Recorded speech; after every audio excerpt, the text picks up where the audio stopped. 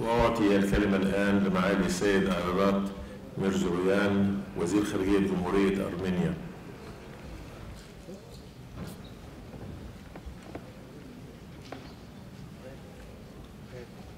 Honorable Secretary General, Honorable President, dear Ministers, Excellencies, friends.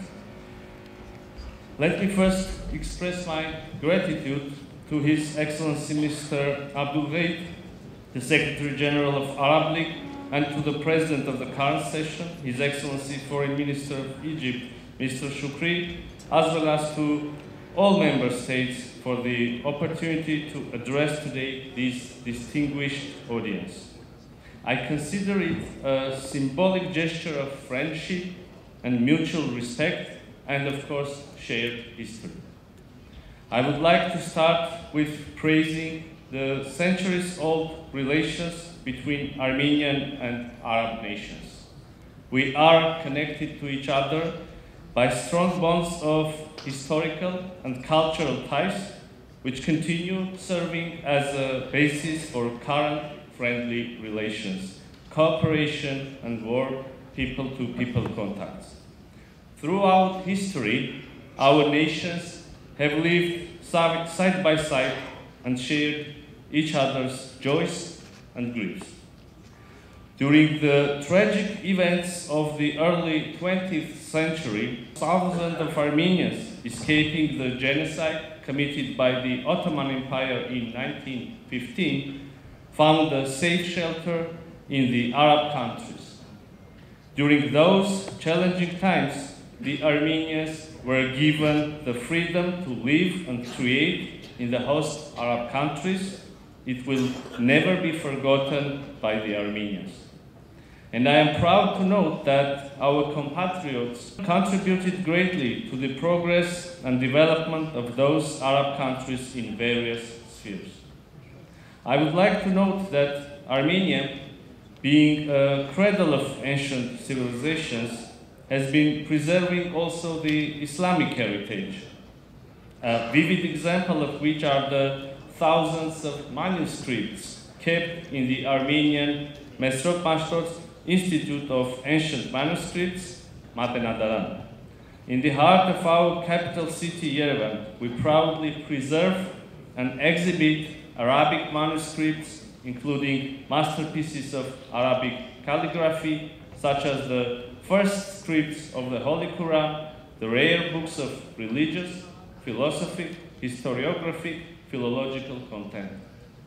Armenia and Arab countries also developed close relations and fruitful cooperation on state level. There is full understanding between Armenia and the Arab countries on important issues, including the peace process in the Middle East. Dear colleagues, in our region, Armenia is engaged in talks with Azerbaijan discussing normalization of relations between our two countries, aimed at establishment of peace in the region. I do not want to go into the details of the full-fledged aggressions against the peaceful population of the Nagorno-Karabakh and the sovereign territory of Republic of Armenia. Neither I do want you to find yourselves in the middle of the accusations and fighting. Instead, I would like to draw the general picture of the overall processes. I want to emphasize that Armenia rejects the use of force or the threat of force and is trying to negotiate with the neighbors in good faith and is committed to finding fair solutions to all outstanding issues through diplomatic means.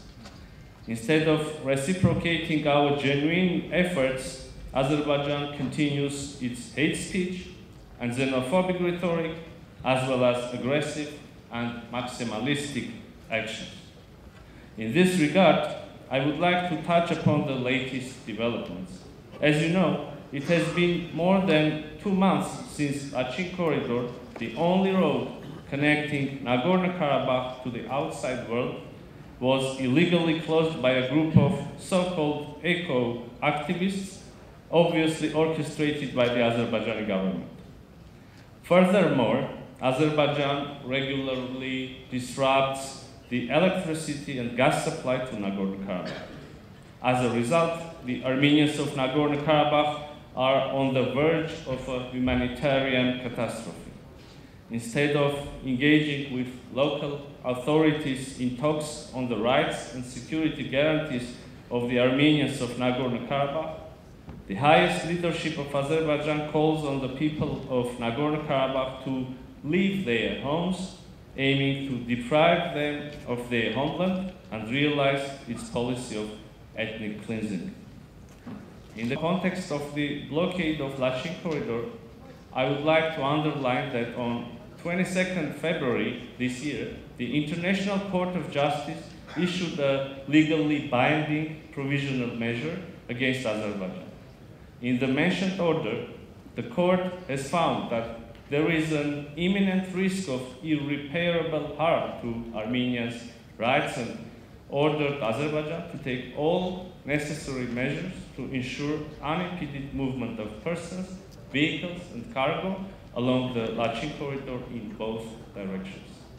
Distinguished ministers, unfortunately, our neighboring Azerbaijan continuously manipulates the Armenia-Azerbaijan relations and Nagorno-Karabakh issue on various international platforms, especially those organizations where Armenia is not represented, such as the Organization of Islamic Cooperation and Non-Aligned Movement, trying to give it a religious tone and using the delicate concept of Muslim solidarity. We expect that such attempts will be rejected and will not drag our friendly Arab countries into the field of religious discord. We should prevent any further attempt of giving a religious tone to the pure political and humanitarian disputes. And once again, in this platform of the League of Arab States, I emphasize that Armenia attaches great importance to the relations with the Arab states and reiterate our readiness to broaden the prospects of our cooperation with all of you. I thank you.